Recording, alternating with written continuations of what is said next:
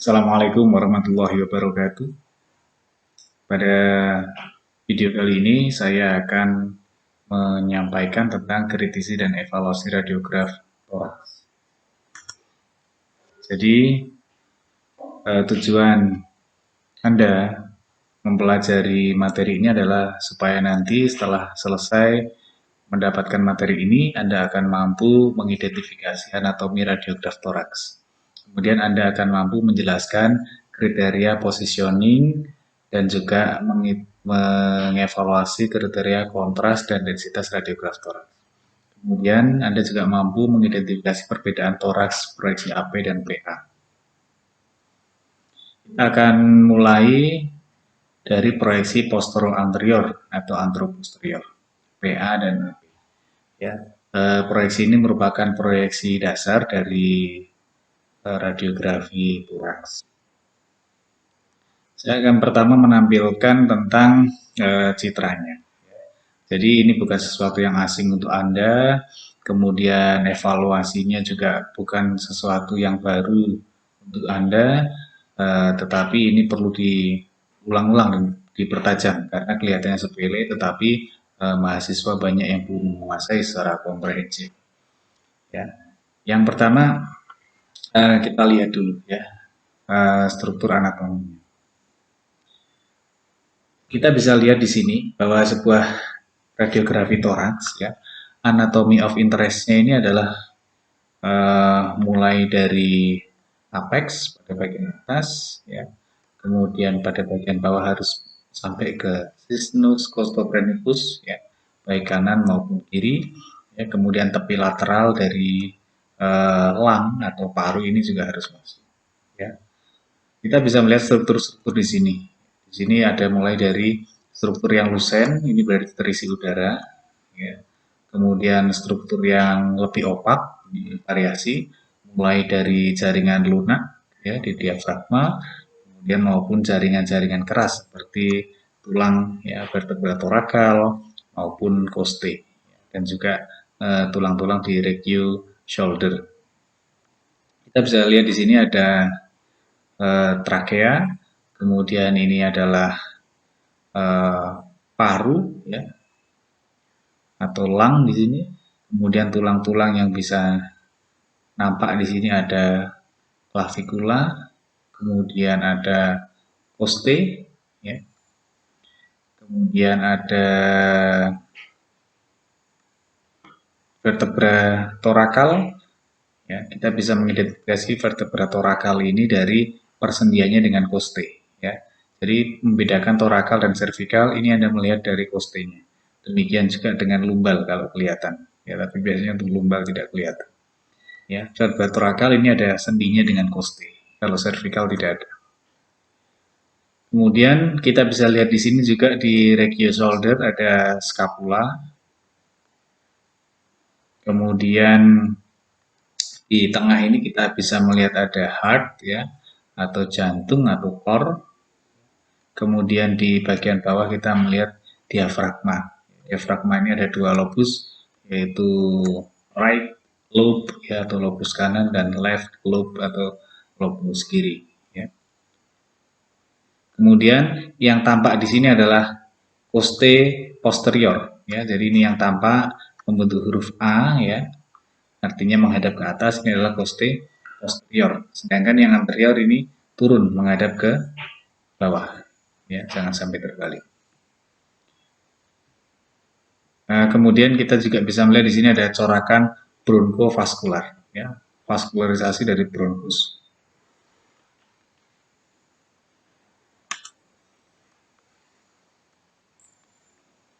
Baik, berikutnya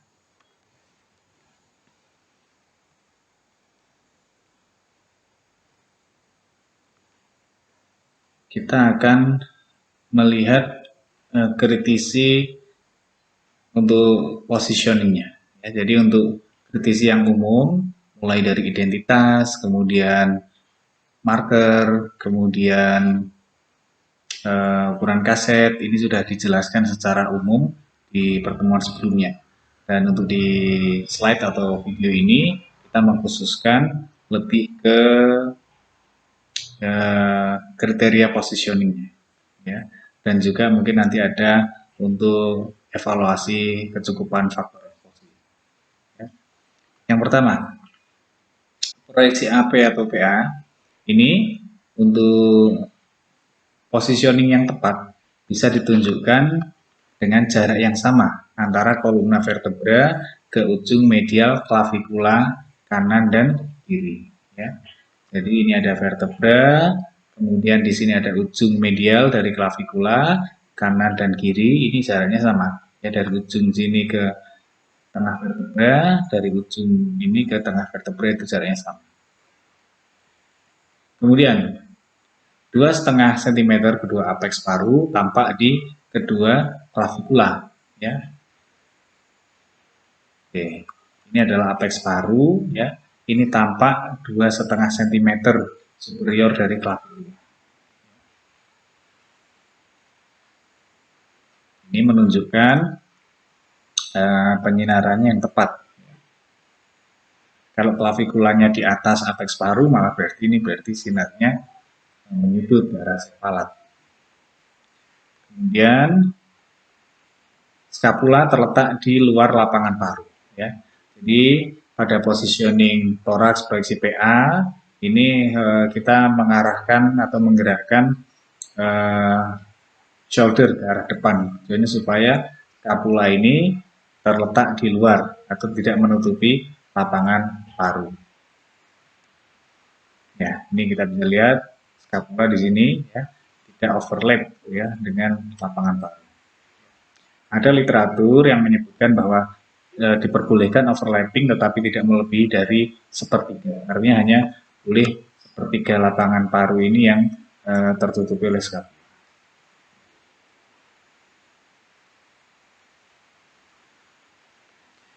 Kemudian poste depan ya 10-11 tampak di atas diafragma. Ya. Jadi poste depan ya. Jadi ini ada poste posterior dan juga poste anterior.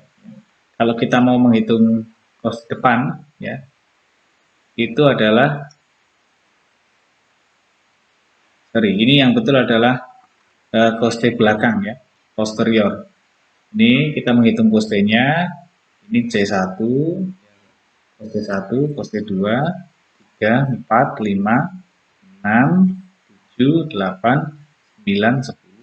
Nah, ini adalah poste belakang ya. Poste 9, 10 ini tampak di atas diafragma.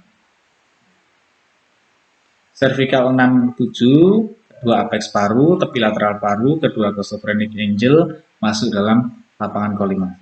Ya. Jadi ini batas atasnya C6 dan C7 ini harus kelihatan. Kemudian kedua apeks paru, kemudian costophrenic angel kanan dan kiri, lalu tepi lateral dari paru, ya, dan jaringan di sekitarnya masuk dalam area kolimasi. Ini adalah syarat yang harus dipenuhi dari sebuah radiografi toraks proyeksi PA. Berikutnya, ada kalanya kita akan menemui gambar yang tidak sesuai dengan kriteria-kriteria tadi. Nah, kita bisa mengevaluasi adanya rotasi. Ini adalah kita mengevaluasi jarak antara kolumna vertebra dengan steral end. Ya. Jadi kalau jarak antara ujung sternal dari tulang klavikula kanan dan kiri ke vertebra ini tidak sama, berarti itu menunjukkan adanya rotasi. Ya. Adanya rotasi ditunjukkan dengan jarak antara kolumna vertebra dan ujung jadul dengan sternal clavicular joint yang tidak sama. Ya, jadi kalau jaraknya salah satu lebih dekat, ini berarti ada rotasi. Berikutnya, ya, kita bisa melihat ada distorsi atau tidak, ya, foreshortening. Idealnya atau dalam positioningnya, pasien ini harus berdiri tegak. Artinya lapangan toraks ini harus menempel sepenuhnya atau paralel dengan image. Positioningnya ini harus paralel dengan image reseptor. Tapi ada kalanya pasien ini diposisikan seperti ini, ya, terlalu menunduk atau terlalu menjauh dari image reseptor. Ini akan menghasilkan gambaran foreshortening. Di video sebelumnya saya sudah eh, mengulas tentang foreshortening. Jadi kalau benda itu tidak paralel, ini akan mengalami distorsi. Distorsi ini bisa pemendekan, bisa pemanjangan. Foreshortening bisa elongasi. Ya. Jadi kalau ini foreshortening, ini harusnya kan toraks panjangnya kalau tegak lebih panjang, tetapi karena dia terletak miring, ya, jadi terlihat lebih pendek.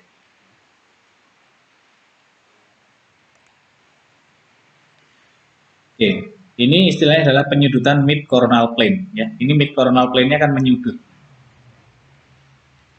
Mid coronal plane yang tidak paralel dievaluasi dengan melihat jarak kedua apeks paru tampak di atas clavicula. Ya, jadi kalau kedua apeks paru ini yang tampak di atas clavicula, ya ini terlalu kecil, ini menunjukkan adanya foreshortening. Ingat jaraknya adalah 2,5 cm ya di atas clavicula. Gambaran jantung ya dan paru mengalami foreshortening. Kalau menyudut ke depan bagaimana? Gambaran paru dan jantung mengalami pemendekan. Kemudian manubrium ini terletak setinggi torakal 5 atau di bawahnya. Ya. Manubrium ini adalah dari tulang sternum. Kemudian apeks paru yang tampak di atas clavicula ini lebih dari 2,5 cm. Kriterianya kan 2,5 cm. Jadi ini ya, ini ke sini ini maksimal 2,5 cm. Kalau lebih berarti terjadi foreshortening.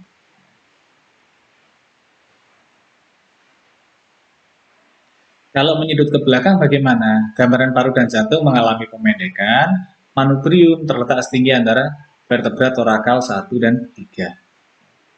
Kemudian apeks paru ya letaknya kurang dari 2,5 cm. Tadi kalau lebih itu berarti mid coronal plane-nya menyudut ke depan seperti ini. Tapi kalau kurang ya ini berarti mid coronal plane-nya menyudutnya ke belakang dari image reseptor. Ya, eh, pada saat positioning kita bisa mengetahui ini posisi pasien itu PA atau proyeksi PA atau AP. Tetapi pada saat menjadi gambar, ya kita kadang kesulitan untuk mengidentifikasi ini sebetulnya proyeksi PA atau AP. Kalau sama-sama skapulanya tidak terlempar ke depan. Lalu bagaimana cara membedakan proyeksi AP atau PA? Ya. Nah, ini dilihat dengan melihat tampilan C6, C7 dan T1. Proyeksi AP, ya ini C6, C7, T1 dan intervertebral disc space tanpa distorsi. Ya.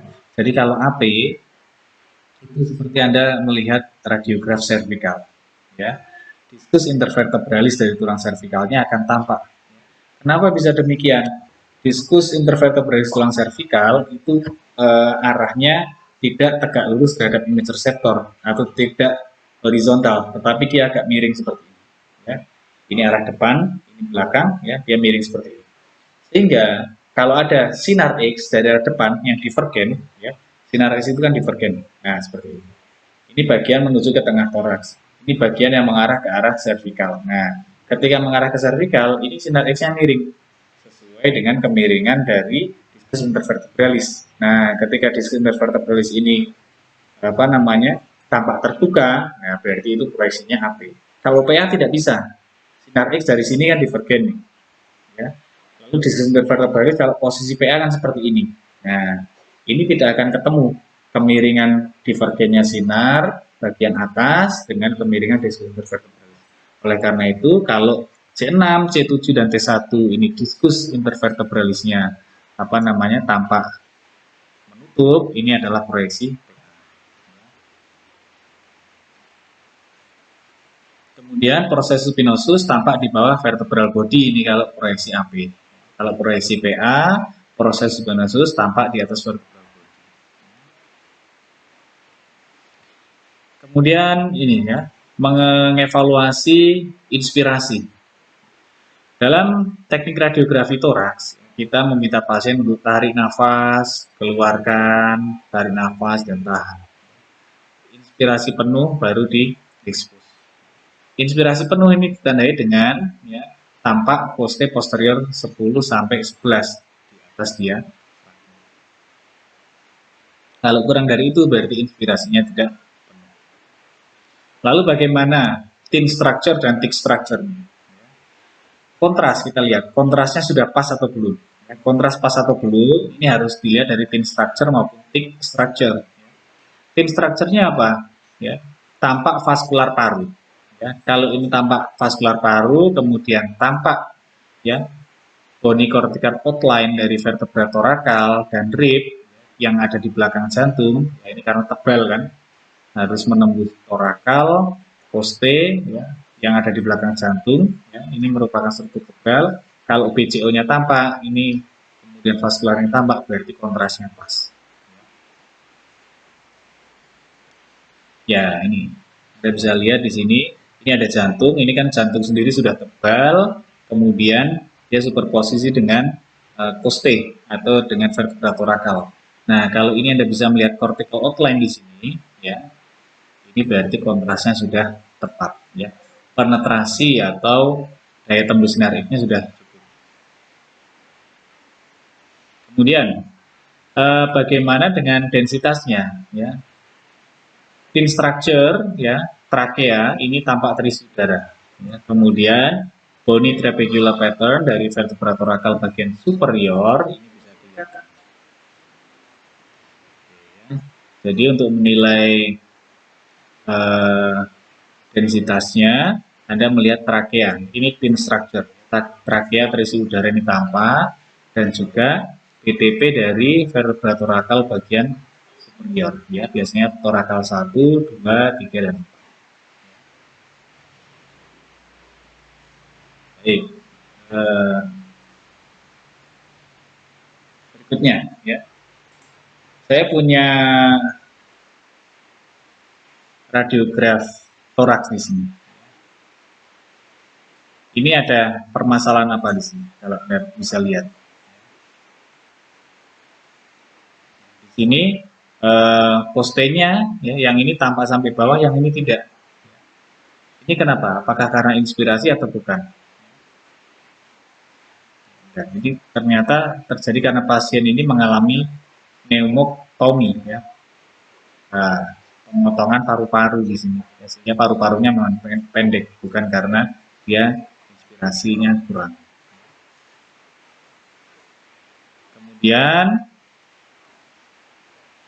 di sini ini overexposed, ya, di sini yang sisi kirinya, karena automatic exposure chambernya tidak diaktifkan. Oke, berikutnya ini adalah contoh paru, ya, yang left sternal clavicle end-nya, ya, tidak superposisi dengan vertebral column. Ya, artinya apa? Yang ini tidak nempel vertebra column, ya, atau kolumna vertebra, yang ini nempel, berarti ada rotasi. Kemudian left posterior ribs demonstrate greater length, ya. Artinya yang bagian kiri ini lebih panjang, ya, dibanding yang bagian kanan. Ini berarti ada rotasi.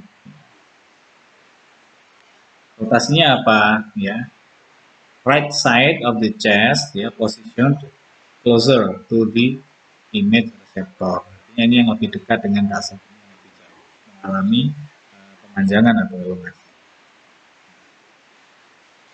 Oke, berikutnya ini sudah true PA atau belum? Walaupun kelihatannya miring seperti ini sudah true PA. Dilihat dari apa? Ya, ini proses spinosus ini terletak di pertengahan vertebral column. Ya. Sternal end dari tulang clavikula jaraknya antara kanan ke vertebral column dan kiri ke vertebral column ini sama. Ini tidak ada koreksi karena memang pasiennya seperti itu. Oke. Berikutnya ini. Ya, berikutnya Berikutnya, kita akan mempelajari untuk kritisi dan evaluasi radiograf proyeksi lateral. Proyeksi lateral yang digunakan di sini adalah left lateral. Kenapa left lateral? Ya, karena di rongga toraks jantung ini letaknya di sisi anterior dan juga sisi kiri. Oleh karena itu, sebisa mungkin pada positioningnya jantung ini letaknya sebisa mungkin dekat dengan kasar reseptor, sehingga digunakan proyeksi left lateral.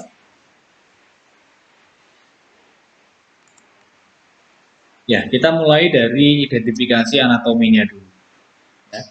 Di sini kita bisa melihat ya radiograf proyeksi left lateral dari toraks. Kita bisa melihat bagian-bagian paru dulu. Ya. Di sini ada apex. Ya. Apex di sini memang agak superposisi dengan area shoulder. Sebisa mungkin superposisi ini dikurangi dengan cara tangan pasien kita angkat ke atas pada saat positioning. Kemudian kita bisa lihat di sini ada tepi anterior dan tepi posterior ya, dari paru. Kemudian di bagian bawah ini ada diafragma.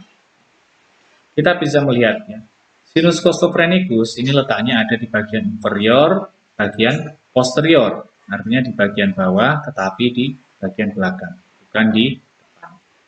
Nah, sisi depan ini lebih tinggi. Ya. Kemudian ya kita bisa melihat di bagian depan ini ada sternum. Kemudian di bagian belakang ada kolumna vertebra thoraca. Kita bisa melihat di sini ada foramen intervertebralis dari vertebra thoraca.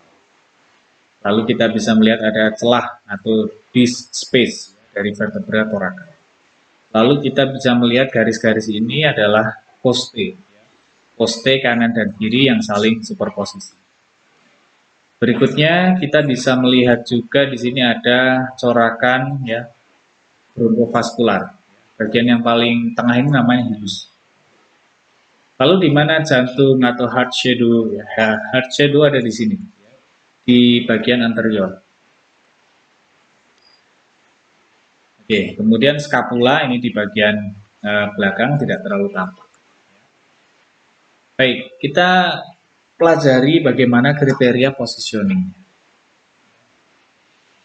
Pada radiograf toraks proyeksi left lateral, kalau dia sudah true lateral, poste posterior ya kanan dan kiri dan poste anterior kanan dan kiri hampir superposisi ya, istilahnya hampir superposisi atau jarak keduanya tidak boleh lebih dari 1 cm.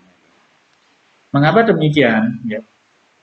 Poste ini kan kalau di toraks ini letaknya simetris ya, artinya ketinggian antara sisi kiri dan sisi kanan ini ketinggiannya sama, sehingga poste ini kalau diposisikan lateral seperti ini antara poste kiri dengan poste kanan ini ketinggiannya akan sama, sehingga tampak saling superposisi atau berkumpul. Tetapi tidak bisa superposisi persis, oleh karena itu di sini diistilahkan hampir ya, almost superimposed ya, hampir superposisi. Kenapa kok tidak bisa superposisi? Ya, karena X-ray ini sekali lagi sifatnya adalah divergent ya. Jadi dia menyebar, tidak lurus paralel semuanya, tetapi bagian tengah ini lurus, ya, tetapi bagian atas ini dia menyebar ke arah. Nah, penyebaran ini kalau mengenai dua organ yang bersebelahan, maka salah satunya akan tampak lebih tinggi. Apalagi kalau jarak antara organ kanan dan organ yang kiri ini agak jauh, ya, sehingga akan mengalami distorsi di sini karena sinarnya menyudut. Nah, kalau semakin dekat, semakin jaraknya terlihat tidak terlalu jauh. Ya. Tapi kalau terpisah kedua objek ini jauh, sinarnya dari sini dan miring divergen, maka yang satu akan kelihatan lebih tinggi. Tapi syaratnya tidak boleh lebih dari 1 cm. Kemudian sternum tampak tidak mengalami rotasi. Ya, nah ini sternum di sini tampak dari sisi lateral. Ini koste tadi ya, ini koste kanan dan kiri yang anterior maupun yang posterior ini tidak boleh terpisah lebih dari 1 cm. Lalu intervertebral foramen dari thoracal vertebra ini tampak terbuka, ya. Ini ya. Posisi intervertebral foramen antara cervical dan thoracal ini berbeda. Kalau cervical posisinya ada di sisi samping miring 45 derajat, ya. Sehingga bisa kelihatan kalau di oblik, lateral tidak kelihatan. Tapi kalau thoracal tidak, ya. Thoracal ini letaknya ada di samping, ya, arah samping, sehingga ini kalau lateral ini akan tampak terbuka. Berikutnya, thoracal sebelah superposisi dengan lapangan paru, ya. Jadi kita lihat, ya, thorakalnya sampai thoracal 11 ini superposisi dengan lapangan paru. Menghitungnya bagaimana? Kita bisa hitung dari lumbal, ya. Yang tidak ada costage-nya berarti itu adalah lumbal. Setelah lumbal berarti ada thoracal 12, thoracal 11. Nah, thoracal 11 ini superposisi dengan lapangan paru, masuk dalam. Kemudian mid coronal plane setinggi thoracal 8, letak pada center of collimation field, ya. Jadi MCP setinggi thoracal 8. Ini 11, 10, 9, 8. Ya. Ini MCP-nya di sini kan, MCP setinggi thoracal 8, letak pada center of collimation field, ya. Pusat dari lapangan kolimasi. Ini menunjukkan CP-nya sudah tepat. Berikutnya, apex paru, sternum, poste posterior, diafragma, sinus costophrenicus masuk dalam bidang kolimasi. Ini ya, apex paru, ya, sternum, poste posterior, diafragma masuk dalam bidang kolimasi. Lalu kalau ada rotasi bagaimana? Ya, rotasi dievaluasi dari besarnya jarak antara posterior ribs kanan dan kiri, ya. Kalau tidak saling posisi lebih dari 1 cm berarti ada rotasi. Kemudian yang berikutnya, ini saya menunjukkan gambaran diafragma, ya. Dan juga lapangan paru di sini. Nah, ini koste yang tidak superposisi ini seperti ini, ya, terpisah lebih dari 1 cm. Kemudian ini tepi lapangan paru, ya. Ini kalau dia ada rotasi akan mengalami tampak terpisah dari tepinya, ya. Ini yang menjauhi, ya, ini yang mendekati, ya. Kita bisa lihat dari mana, ya. Oke, kita bisa lihat di sini ada jantung, ya. Di sini ada jantung, ya. Jantung itu berarti adalah menempel pada paru yang sisi kiri, ya. Jantung ini tepi depannya nempel ke tepi depan paru yang kiri. Jadi kalau mau membedakan paru yang kiri yang mana, lihat jantungnya. Kemudian bagian depan ini menempel pada garis tepi yang mana. Nah, ini berarti tepi paru yang kiri yang nempel jantung. Ini tepi paru yang kiri yang mana? Lihat jantungnya. Kemudian, nah, ini paru yang kiri yang di belakang. Nah, kalau rotasi ke depan, ya, paru yang sisi kiri ini letaknya lebih ke belakang, sisi yang kanan lebih ke depan. Kebalikannya, kalau menjauhi, ini sisi yang kiri parunya lebih ke depan dibanding sisi yang kanan. Ya, sekali lagi melihat membedakan paru yang kiri yang kanan, lihatnya dari jantungnya. Jantungnya ini nempel di sisi tepi anterior paru yang kiri. Ya, ini saya ingin menunjukkan pengaruh ketepatan sinar terhadap ketinggian diafragma gambarannya. Di awal tadi sudah saya jelaskan bahwa diafragma itu ada 2 lobus, ya. Lobus kanan dan lobus kiri. Lobus kanan ini letaknya lebih tinggi dibanding yang lobus kiri, ya. Harusnya, nah seperti ini kalau dari depan. Nah kalau dari samping ini tampak sejajar atau tidak? Tidak, ya, salah satu lebih tinggi, ya. Nah dari samping tidak akan tampak sejajar. Tetapi justru kalau tepat positioningnya, kedua diafragma ini pada radiograf akan tampak sejajar. Kenapa? Karena sekali lagi ini sifat sinar X itu divergen. Di bagian tengah sinar X-nya lurus, di bagian atas sinar X-nya mengarah ke atas, di bagian bawah sinar X-nya mengarah ke bawah. Nah, ini menembus yang diafragma kanan, Ya, ini menjadi tampak superposisi diafragmanya. Berikutnya, left lateral, ya. Left lateralnya lateral kanan atau kiri. Ini membedakannya gimana? Kalau lateral kanan, bayangan jantung lebih tampak membesar, ya. Hemidiafragma kiri lebih rendah dibanding hemidiafragma yang kanan. Ini kalau lateral kanan, ya. Kalau lateral kiri, kedua hemidiafragma tampak superposisi. Nah, intinya di sini, kedua hemidiafragma harusnya tampak superposisi. Baik, kita lanjutkan bagaimana cara untuk mengevaluasi kecukupan kontras dan densitas untuk left lateral. Ya. Ingat bahwa kontras dinilai dari cortical outline, densitas dinilai dari trabecular pattern, ya, dari thin structure maupun thick structure. Kalau kontras left lateral lihatnya dari apa? Dari vaskular parunya. Ini menunjukkan kontras untuk thin structure. Lihat, tampak atau tidak beruntuk vaskularnya. Kemudian thick structure-nya apa? Ya, BCO atau cortical outline dari torakal bagian bawah dan posterior ribs. Ya, pada bagian torakal bagian bawah ini yang paling padat yang harus ditembus oleh X-ray. Kalau bagian tengah kan ada parunya di situ.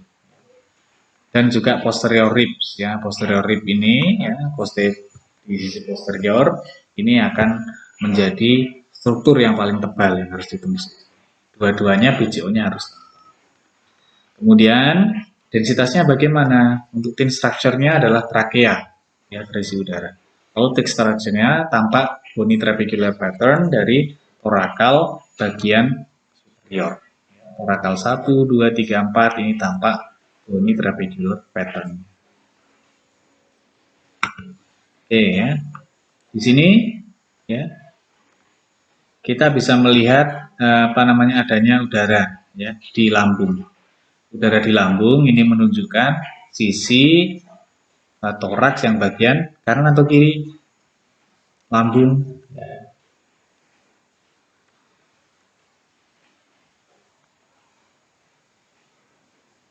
Oke, ya, lambung ini terletak di sisi kiri, ya. Tetapi ini kita tidak melihat lambungnya di sini, kita melihat jantungnya, ya.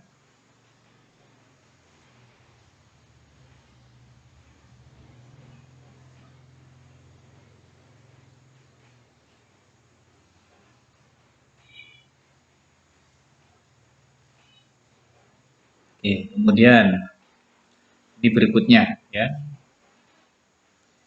Hemidiafragma kanan dan kiri ketinggiannya tidak sama.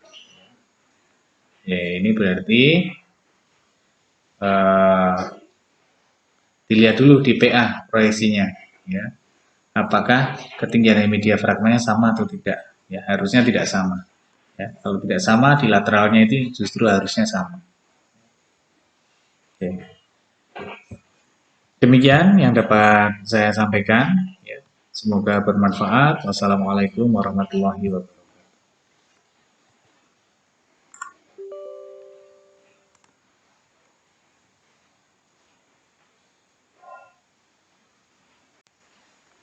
Ya, ini menjadi tampak superposisi diafragmanya. Berikutnya, left lateral, ya. Left lateralnya lateral kanan atau kiri. Ini membedakannya gimana? Kalau lateral kanan, bayangan jantung lebih tampak membesar, ya. Hemidiafragma kiri lebih rendah dibanding hemidiafragma yang kanan. Ini kalau lateral kanan, ya. Kalau lateral kiri, kedua hemidiafragma tampak superposisi. Nah, intinya di sini, kedua hemidiafragma harusnya tampak superposisi. Baik, kita lanjutkan bagaimana cara untuk mengevaluasi kecukupan kontras dan densitas untuk left lateral. Ya. Ingat bahwa kontras dinilai dari cortical outline, densitas dinilai dari trabecular pattern, ya, dari thin structure maupun thick structure. Kalau kontras left lateral lihatnya dari apa? Dari vaskular parunya. Ini menunjukkan kontras untuk thin structure. Lihat, tampak atau tidak beruntuk vaskularnya. Kemudian thick structure-nya apa? Ya, BCO atau cortical outline dari torakal bagian bawah dan posterior ribs. Ya, pada bagian torakal bagian bawah ini yang paling padat yang harus ditembus oleh X-ray. Kalau bagian tengah kan ada parunya di situ. Dan juga posterior ribs ya, posterior rib ini ya, di sisi posterior ini akan menjadi struktur yang paling tebal yang harus ditembus. Dua-duanya BCO-nya harus. Kemudian densitasnya bagaimana? Untuk thin structure-nya adalah trakea, ya, terisi udara. Lalu thick structure-nya tampak bony trabecular pattern dari torakal bagian superior. Torakal 1, 2, 3, 4 ini tampak bony trabecular pattern. Oke ya. Di sini ya kita bisa melihat adanya udara ya di lambung. Udara di lambung ini menunjukkan sisi toraks yang bagian kanan atau kiri lambung.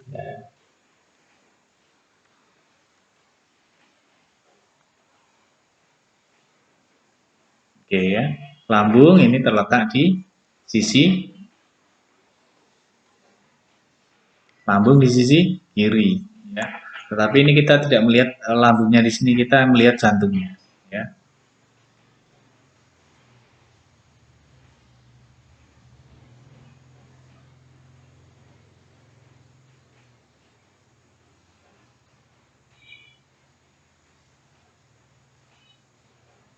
Oke, kemudian ini berikutnya ya.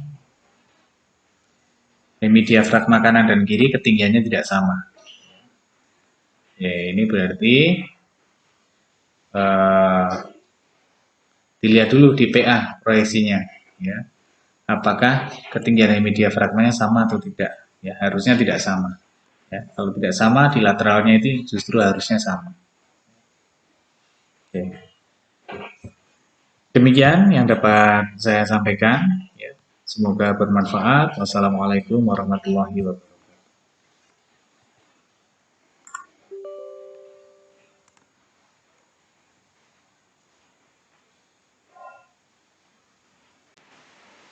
Ya, berikutnya kita akan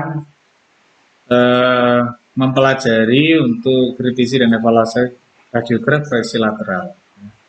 Proyeksi lateral yang digunakan di sini adalah left lateral. Kenapa left lateral? Ya, karena di rongga toraks jantung ini letaknya di sisi anterior dan juga sisi kiri. Oleh karena itu, sebisa mungkin pada positioningnya jantung ini letaknya sebisa mungkin dekat dengan kasar sehingga digunakan proyeksi left lateral. Ya, kita mulai dari identifikasi anatominya dulu. Ya. Di sini kita bisa melihat ya radiograf proyeksi left lateral dari toraks. Kita bisa melihat bagian-bagian paru dulu. Ya. Di sini ada apex. Ya. Apex di sini memang agak superposisi dengan area shoulder. Sebisa mungkin superposisi ini dikurangi dengan cara tangan pasien kita angkat ke atas pada saat positioning. Kemudian kita bisa lihat di sini ada tepi anterior dan tepi posterior ya, dari paru. Kemudian di bagian bawah ini ada diafragma. Kita bisa melihat ya, sinus costophrenicus ini letaknya ada di bagian inferior, bagian posterior, artinya di bagian bawah tetapi di bagian belakang, bukan di depan. Nah, sisi depan ini lebih tinggi ya. Kemudian ya kita bisa melihat di bagian depan ini ada sternum. Kemudian di bagian belakang ada kolumna vertebra thoraca. Kita bisa melihat di sini ada foramen intervertebralis dari vertebra thoraca. Lalu kita bisa melihat ada celah atau disk space dari vertebra thoraca. Lalu kita bisa melihat garis-garis ini adalah poste. Poste kanan dan kiri yang saling superposisi.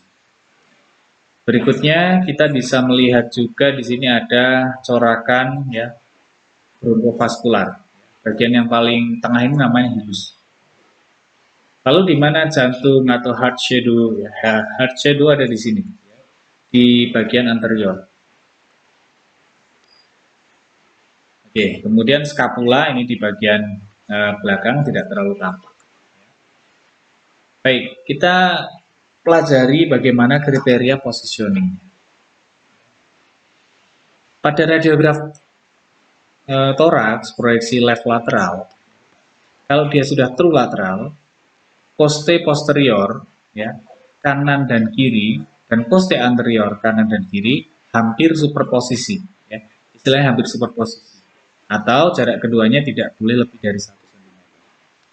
Mengapa demikian? Ya, poste ini kan kalau di toraks ini letaknya simetris ya. Artinya ketinggian antara sisi kiri dan sisi kanan ini ketinggiannya sama. Sehingga poste ini kalau diposisikan lateral seperti ini, antara poste kiri dengan poste kanan, ini ketinggiannya akan sama. Sehingga tampak saling superposisi atau berkumpul. Tetapi tidak bisa superposisi persis. Oleh karena itu, di sini diistilahkan hampir ya, almost superimposed ya. Hampir super. Kenapa? Kok tidak bisa superposisi? Ya, karena X-ray ini sekali lagi sifatnya adalah divergent. Ya. Jadi dia menyebar, tidak lurus paralel semuanya, tetapi bagian tengah ini lurus, ya. Tetapi bagian atas ini dia menyebar ke arah. Nah, penyebaran ini kalau mengenai dua organ yang bersebelahan, maka salah satunya akan tampak lebih tinggi. Apalagi kalau jarak antara organ kanan dan organ yang kiri ini agak jauh, ya, sehingga akan mengalami distorsi di sini karena sinarnya menyudut. Nah, kalau semakin dekat, semakin jaraknya terlihat tidak terlalu jauh. Ya. Tapi kalau terpisah kedua objek ini jauh, sinarnya dari sini dan miring divergen, maka yang satu akan kelihatan lebih tinggi. Tapi syaratnya tidak boleh lebih dari 1 cm. Kemudian sternum tampak tidak mengalami rotasi. Ya, nah ini sternum di sini tampak dari sisi lateral.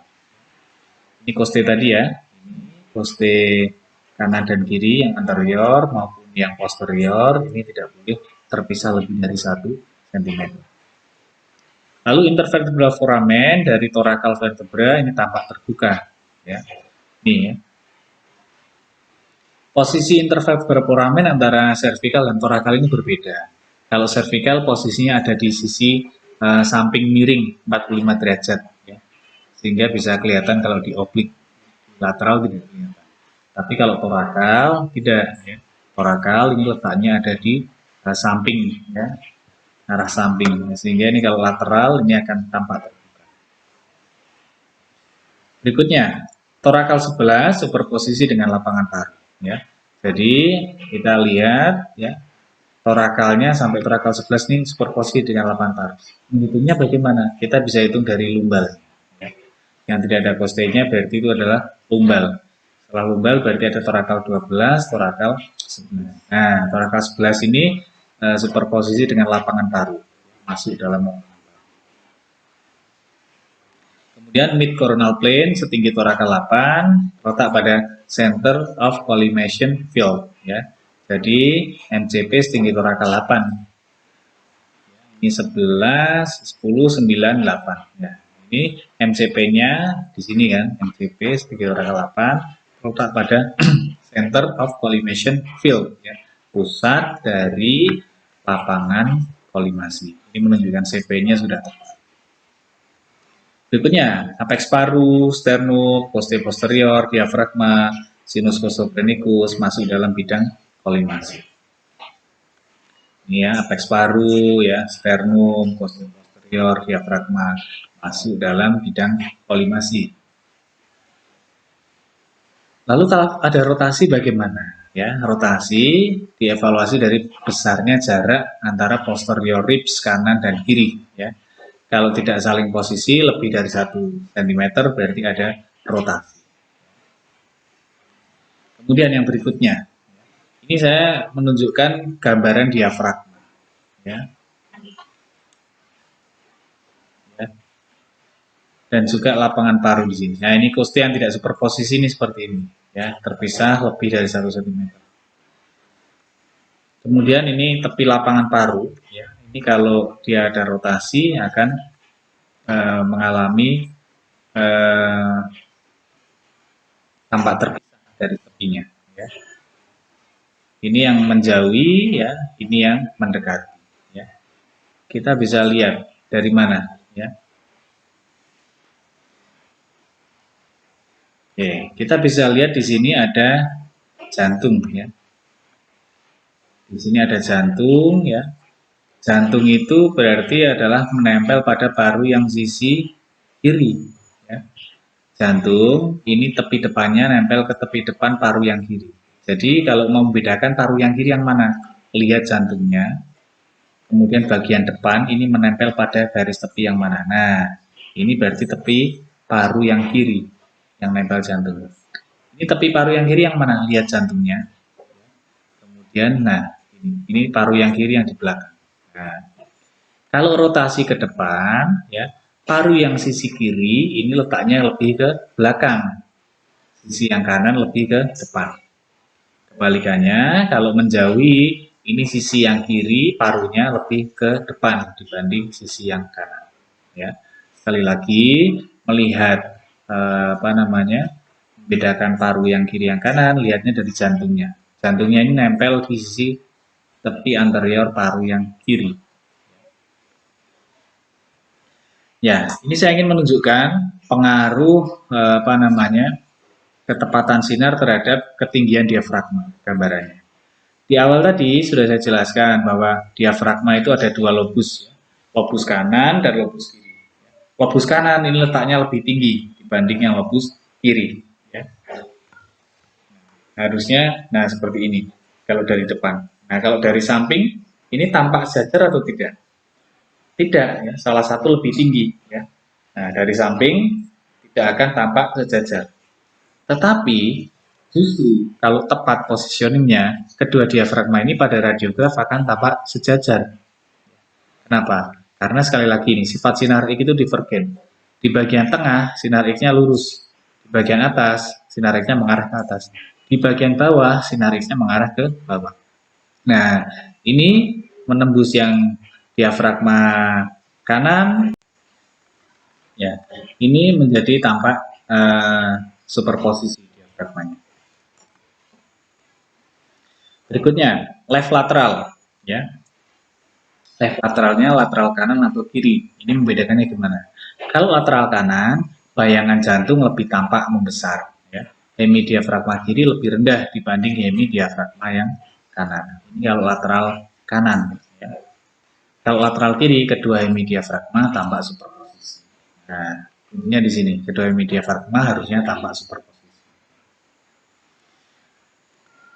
Baik, kita lanjutkan bagaimana cara untuk mengevaluasi kecukupan kontras dan densitas untuk left lateral. Ya. Ingat bahwa kontras dinilai dari cortical outline, densitas dinilai dari trabecular pattern, ya, dari thin structure maupun thick structure. Kalau kontras left lateral lihatnya dari apa? Dari vaskular parunya. Ini menunjukkan kontras untuk thin structure. Lihat tampak atau tidak bentuk vaskularnya. Kemudian thick structure-nya apa?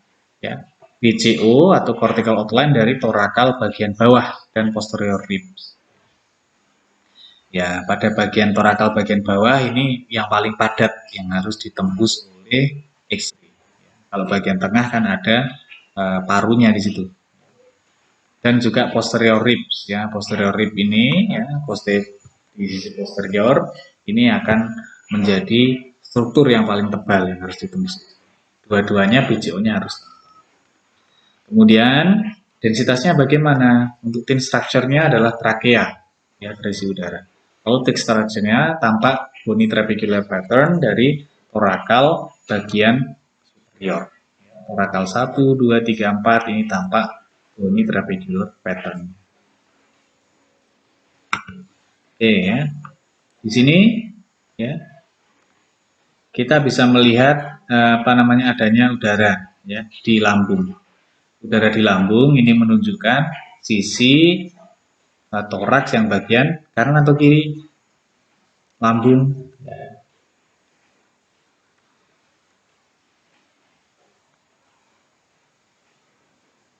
Oke, ya, lambung ini terletak di sisi kiri. ya. Tetapi ini kita tidak melihat lambungnya di sini, kita melihat jantungnya, ya.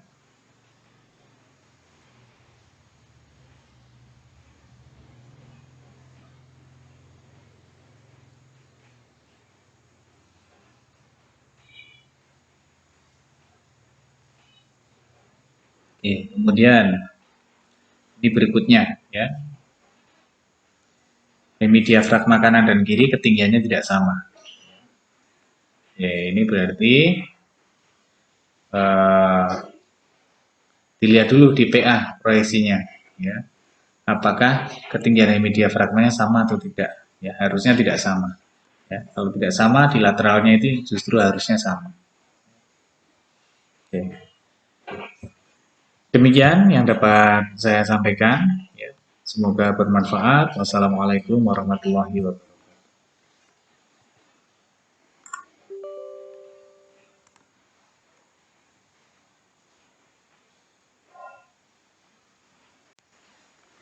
Ya, ini menjadi tampak superposisi diafragmanya. Berikutnya, left lateral, ya. Left lateralnya lateral kanan atau kiri. Ini membedakannya gimana? Kalau lateral kanan, bayangan jantung lebih tampak membesar, ya. Hemi diafragma kiri lebih rendah dibanding hemi diafragma yang kanan. Ini kalau lateral kanan, ya. Kalau lateral kiri, kedua hemi diafragma tampak superposisi. Nah, intinya di sini, kedua hemi diafragma harusnya tampak superposisi. Baik, kita lanjutkan bagaimana cara untuk mengevaluasi kecukupan kontras dan densitas untuk left lateral. Ya. Ingat bahwa kontras dinilai dari cortical outline, densitas dinilai dari trabecular pattern, ya, dari thin structure maupun thick structure. Kalau kontras left lateral lihatnya dari apa? Dari vaskular parunya. Ini menunjukkan kontras untuk thin structure. Lihat tampak atau tidak bronkovaskularnya. Kemudian thick structure-nya apa? Ya, BCO atau cortical outline dari torakal bagian bawah dan posterior ribs. Ya, pada bagian torakal bagian bawah ini yang paling padat yang harus ditembus oleh X-ray. Kalau bagian tengah kan ada parunya di situ. Dan juga posterior ribs, ya, posterior rib ini, ya, di sisi posterior ini akan menjadi struktur yang paling tebal yang harus ditembus. Dua-duanya BCO-nya harus. Kemudian densitasnya bagaimana? Untuk thin structure-nya adalah trakea, ya, berisi udara. Kalau thick structure-nya tampak bony trabecular pattern dari torakal bagian superior. Torakal 1, 2, 3, 4 ini tampak bony trabecular pattern. Oke, ya. Di sini, ya, kita bisa melihat adanya udara, ya, di lambung. Udara di lambung ini menunjukkan sisi toraks yang bagian kanan atau kiri lambung.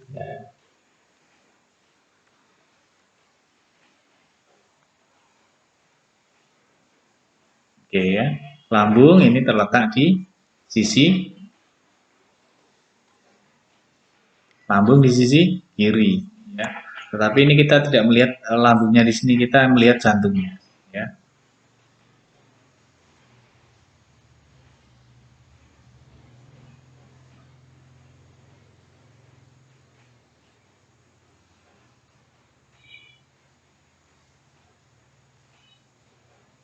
Oke, kemudian di berikutnya, ya. Hemi diafragma kanan dan kiri ketinggiannya tidak sama. Ya, ini berarti dilihat dulu di PA proyeksinya, ya. Apakah ketinggian hemi diafragmanya sama atau tidak? Ya, harusnya tidak sama. Ya, kalau tidak sama, di lateralnya itu justru harusnya sama. Oke. Demikian yang dapat saya sampaikan. Ya. Semoga bermanfaat. Wassalamualaikum warahmatullahi wabarakatuh.